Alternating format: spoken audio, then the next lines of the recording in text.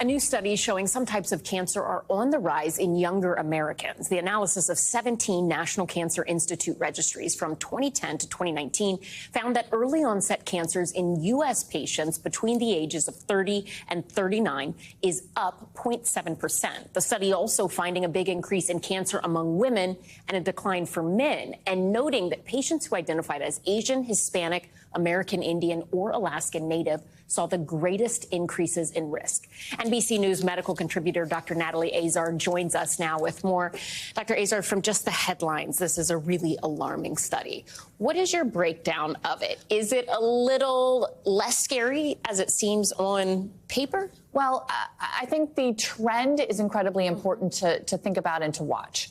What I think the viewers need to understand is that the absolute number of cancers that are happening in this country are still happening to older individuals. Okay. But again, it's the trend. It's the faster rise, especially in these colorectal cancers and bile duct cancers and breast cancers in younger women.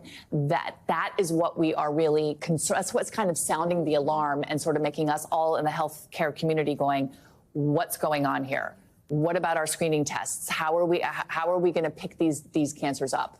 What do you think is driving this increase? You know, in medicine, it's always nice to have one, fulfilling explanation for something and something that's easily fixed. This is not the case here. Experts cite a couple of different things, Ellison, namely obesity, also behavioral things like alcohol, certainly smoking. But then there are other exposures to carcinogens. There's the microbiome, the gut, and the interplay with the environment.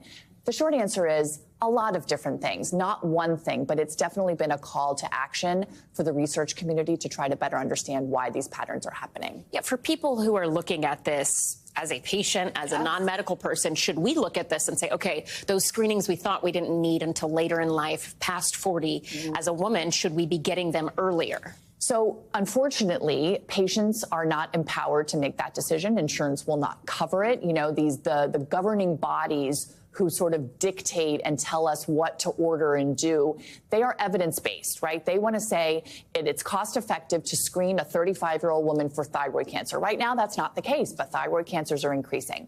So I think this research from JAMA is going to add to the body of evidence that these cancers are, in fact, really happening at a higher rate than we would like to see, and that I hope within a next sort of generation that we do see some action taken, that certain cancers are screened for differently than they are now. Do you expect that it will move in that direction? I do. Okay.